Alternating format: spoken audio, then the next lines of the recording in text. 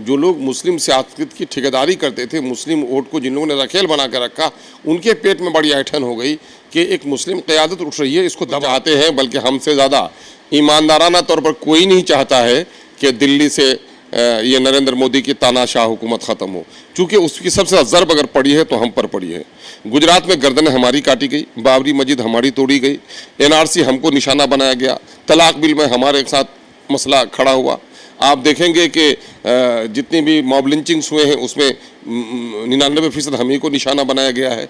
तो हम तो सबसे ज़्यादा पीड़ित हैं, हम सबसे ज़्यादा मजलूम हैं, इसलिए हम तो कभी उसी को बर्दाश्त नहीं कर सकते।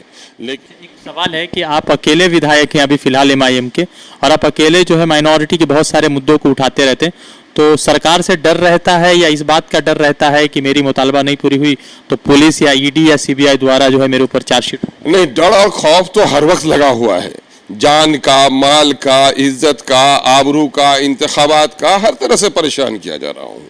लेकिन नहीं, बराक ओबामा साहब एक बड़े लीडर हैं, उनके बयान के पहले हिस्से को तो हम तस्लीम करते हैं कि देश के अंदर में अल्पसंख्यकों के साथ जुल्म और ज़्यादती बढ़ी है, और किसी भी डेमोक्रेटिक स्टेट के लिए यही है कि जहाँ पर माइनॉरिटी के लोग महफूज हों, खुश हों, जिनको इंसाफ मिले, वही डेमोक्रेसी कामयाब डेमोक्रेसी है। ये पैमाना है लोकतंत्र का, जहाँ अल्पसंख्यक निर्भय होकर के रहें, वही लोकतंत्र समझिए कि सफल लोकतंत्र है।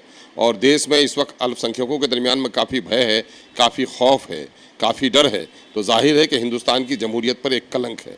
लेकिन यह है कि बंटवारे की बात मैं इस पर इत्तेफाक नहीं करता। इस बंटवारे ने सबसे ज़्यादा देश में नुकसान मुसलमानों को पहुँचाया है। मुसलमान फिर से बंटवारे की तहरीक नहीं चला सकता। हाँ, अलबत्ता इस मुल्क में अपनी सियासी जद्दोजहद के ज़रिए से अपने हुकूक की बाजियाफ्त के लिए लड़ाई लड़ेगा, और लड़ना चाहिए। तो वैसे है कैसे लीडर? कितनी बार बात होती है हफ्ता में आपसे? हाँ, बात तो होती रहती है, बात तो होती रहे। एक साफ सुथरा, कानून का माहिर, दिलेर, बेखौफ, निडर और सदाकत के लिए अपनी गर्दन कटाने का इरादा रखने वाला लीडर है, उस पर फख्र होना चाहिए। नमस्कार, आदाब। मैं रज़ा अंसारी। अख्तरुल ईमान साहब है, बिहार MIM के चीफ हैं, अमौर से MLA भी हैं, और बिहार में जो है MIM की बड़ी ज़ोर के साथ जो है नुमाइंदगी भी करते।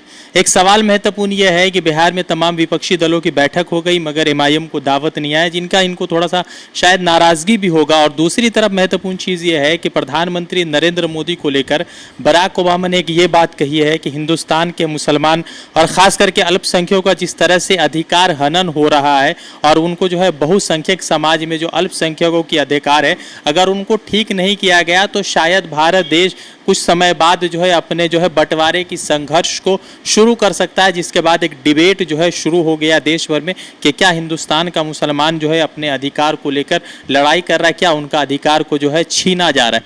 अख्तर साहब, सबसे पहले कि ये जो बराक ओबामा का बयान आया, वो तो कोई छोटे लीडर है नहीं, बहुत बड़े लीडर हैं, तो उनका बयान आया, तो उसको लेकर MIM या आप जो है स्वयं क्या सोचते हैं?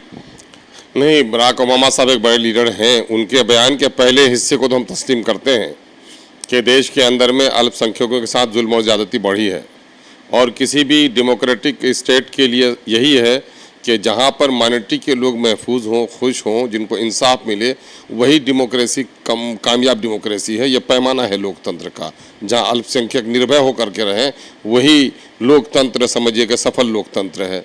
और देश में इस वक्त अल्पसंख्यकों के दरमियान में काफ़ी भय है, काफ़ी खौफ है, काफ़ी डर है, तो जाहिर है कि हिंदुस्तान की जमहूरियत पर एक कलंक है।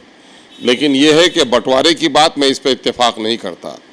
इस बंटवारे ने सबसे ज़्यादा देश में नुकसान मुसलमानों को पहुँचाया है। मुसलमान फिर से बंटवारे की तहरीक नहीं चला सकता। हाँ, अलबत्ता इस मुल्क में अपनी सियासी जद्दोजहद के ज़रिए से अपने हुकूक की बाजियाफ्त के लिए लड़ाई लड़ेगा, और लड़ना चाहिए। मुसलमान जो इस वक्त हाशिए की सियासत कर रहा है, इसका हश्र ख़राब इसी वजह से हुआ है कि ये हाशिए की सियासत कर रहा है। मुसलमानों को अपनी सियासी तंजीम बनानी चाहिए, अपनी क़ुव्वत को मुत्तहिद करना चाहिए, और अपने हुकूक के लिए संघर्ष करना चाहिए। ये पहलू ज़्यादा कामयाब है। मैं बंटवारे का मुखालिफ भी हूँ, ये नुकसानदेह भी है, और इसके लिए देश में इम्कानात भी नहीं है। एक बात है कि जैसे अभी बंटवारे की बात हुई, तो एक और ख़बर ये भी आई कि प्रधानमंत्री नरेंद्र मोदी से ये पूछा गया कि आप जो है हिंदुस्तान में जो लोग भी मतलब कि अल्पसंख्यक की आवाज़ उठाने की बात करते हैं, आप उनकी आवाज़ को दबा देते, फ्री स्पेस ख़त्म हो चुका है, तो क्या मुस्लिम समाज अपनी आवाज़ उठाने के लिए लगातार कोशिश कर रहा है, या कोशिश के साथ जो है उनको सरकार मौका नहीं देती? नहीं, मुस्लिम समाज दो तरफ, एक तरफ तो सरकारें मौका नहीं देती, दूसरी तरफ मुस्लिम इंटेलिजेंसिया का भी एक बड़ा कसूर है कि ये मसलहत की चादर ओढ़े हुए दूसरों के सहारे ही सफ़र तय करना चाहती है। हर चंद के मुल्क में दो सियासी नज़रियात हैं। वो एक ये है कि इन्हीं सेकुलर पार्टियों के साथ मिलकर इसी में जम होकर काम किया जाए, एक ये है कि इनसे इलादा अपनी वजूद को बाकी रखकर काम किया जाए। तो जिन लोगों ने इनसे अलग किया, जिनको मैं कह रहा हूँ इश्तराक की सियासत, गठबंधन की राजनीति, तो जिन लोगों ने अलग होकर राजनीति की है उनकी हालत अच्छी हुई है, उनके अच्छे असरात मुरतब हुए हैं। केरल में मुसलमानों ने अपनी अलग सियासी जमात बनाई, तेलंगाना में मुसलमानों ने अपनी अलग सियासी जमात बनाई, आसाम में अलग बनाई, फिर दलितों ने भी जब मेन स्ट्रीम पॉलिटिक्स से अलग अपना वो किया, पिछड़ों ने, लालू जी ने भी हों या लालू के संगी रहे हों, जो अखिलेश के पिता भी रहे हों, मुलायम जी रहे हों, इन लोगों ने जब अलग राजनीति की तो अपने समूह को, अपनी जमात को फ़ायदा पहुंचाया है।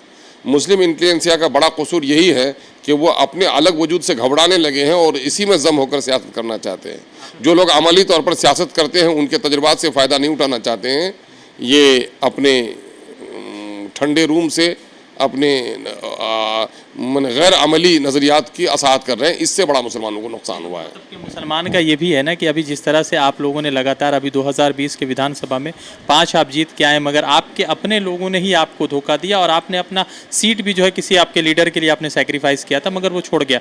तो कैसे मान लिया जाए कि आप तैयार कीजिए लीडर, फिर उसके बाद वो किसी दूसरे पार्टी में चले गए? देखिए, कमज़ोर तबकात में ये बातें होती हैं, उनके अंदर में इस्तेहकाम की कमी होती है, लेकिन इससे घबराने की ज़रूरत नहीं है।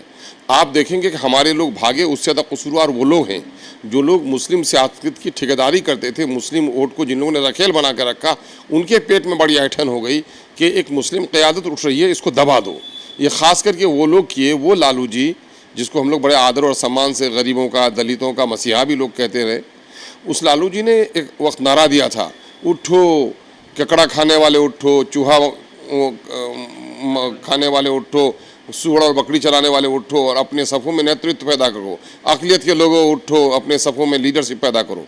ये नारा तो उनका था बड़ा लोक लुभावन, लेकिन जब अक़लियत के लोगों में जब लीडरशिप पैदा हुई तो सबसे पहले गला घोटा भी उन्हीं लोगों ने है। तो यानी कि इस वक्त जो सोकॉल यहाँ पर समाजवादी विचारधारा के लोग हैं, वो लोग नहीं चाहते हैं कि कमज़ोर समूह के दरमियान में कोई लीडरशिप पैदा हो, बल्कि इसी के वोट के ज़रिए से वो अपनी राजनीतिक रोटी सेकना चाहते हैं और इनको अधिकार और इनको सम्मान देने में उनको बड़ी दिक्कत हो रही है। और इसी बात की आवाज़ हम लोग लगा रहे हैं कि भाई इस देश लोकतंत्र है, जिसकी जितनी आबादी उसकी उतनी हिस्सेदारी। तो जिसकी जितनी आबादी है इस देश में 15-16% माइनॉरिटी की आबादी है। आप नौकरियों में देख लीजिए, सरकारी जो मुराद है उसमें देख लीजिए, सरकारी लाइसेंस में देख लीजिए, सरकारी नौकरियों में देख लीजिए, आप देखेंगे कहीं भी मुसलमानों को वाजिब रिप्रेजेंटेशन नहीं मिल रहा है। विपक्षी दलों की बैठक हुई, ना आपको दावत था ना मायावती को दावत था, तो क्या आप लोग इस बैठक से नाराज़ है या आप अपने आप को शुरू से ही अलग लेके चल रहे थे? नहीं, नाराज़ होने का सवाल नहीं है। हम लोग तो चाहते हैं, बल्कि हमसे ज़्यादा ईमानदाराना तौर पर कोई नहीं चाहता है कि दिल्ली से ये नरेंद्र मोदी की तानाशाह हुकूमत ख़त्म हो, चूँकि उसकी सबसे ज़्यादा ज़रब अगर पड़ी है तो हम पर पड़ी है। गुजरात में गर्दनें हमारी काटी गई, बाबरी मस्जिद हमारी तोड़ी गई, NRC हमको निशाना बनाया गया, तलाक बिल में हमारे साथ मसला खड़ा हुआ। आप देखेंगे कि जितनी भी मॉब लिंचिंग्स हुए हैं उसमें 99% हम ही को निशाना बनाया गया है। तो हम तो सबसे ज़्यादा पीड़ित हैं, हम सबसे ज़्यादा मजलूम हैं, इसलिए हम तो कभी उसी को बर्दाश्त नहीं कर सकते। लेकिन जो लोग आज इक़्तिदार के लिए लड़ रहे हैं, तो इन लोगों को कोशिश होनी चाहिए कि देश में कोई भी तहरीक दलितों को और अक़लियतों को साथ लिए बगैर नहीं हो सकता। आज 30 करोड़ मुस्लिम आबादी है देश में और आप उसको नुमाइंदगी नहीं देना चाहते हैं, उसका कोई रिप्रेजेंटेशन नहीं है। दलितों की एक बड़ी नेत्री रही है मायावती जी, आपने उसको भी नहीं बुला रहे हैं, तो आखिर क्या बताना चाहते हैं?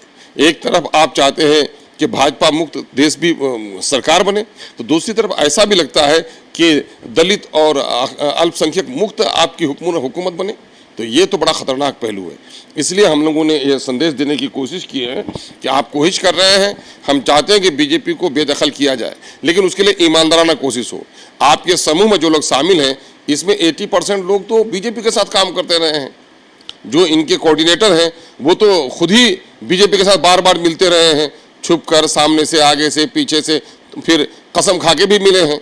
तो आप इनको समझ रहे हैं एक नंबर, और जो शुरू से बीजेपी के खिलाफ लड़ रहा है उसको आपको लाने में दिक्कत है। उसको लाने में दिक्कत नहीं है, दरअसल आप ये चाहते हैं कि मुस्लिम लीडरशिप उभर कर सामने ना आए, मुस्लिम वोट रखेल बन करके रहे, यही कोशिश है इन लोगों की। एक सवाल है कि आप अकेले विधायक हैं अभी फिलहाल एमआईएम के, और आप अकेले जो है माइनॉरिटी के बहुत सारे मुद्दों को उठाते रहते हैं, तो सरकार से डर रहता है या इस बात का डर रहता है कि मेरी मुतालबा नहीं पूरी हुई तो पुलिस या ईडी या सीबीआई द्वारा जो है मेरे ऊपर चार्जशीट? नहीं, डर और खौफ तो हर वक्त लगा हुआ है, जान का, माल का, इज्जत का, आबरू का, इंतखाबात का, हर तरह से परेशान किया जा रहा हूँ।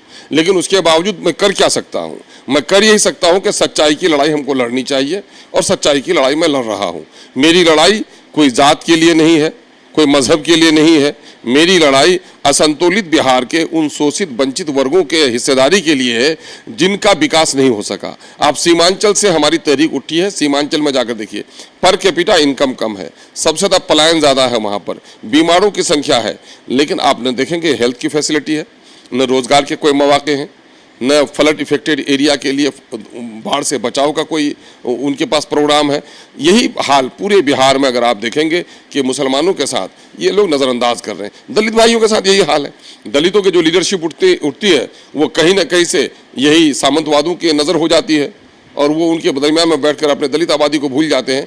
लेकिन मेरा मामला ये है कि हम जिनके दरमियान से उठ के आए हैं, जिनके एहसानात से यहाँ उठ कर आए हैं, हम उनको नहीं भुला रहे हैं, बल्कि अपने सच्चाई की लड़ाई को हम ईमानदारी से लड़ रहे हैं। आपके लीडर हैं, एमआईएम के सदर हैं, मगर एक उनके ऊपर इल्ज़ाम लगता है कि वो सिर्फ असदुद्दीन और अकबरुद्दीन ओवैसी, वो भी घरेलू पार्टियों के बीच ही रह गई, वो किसी नए लीडर को या किसी नए व्यक्ति को मौका नहीं देना चाहते।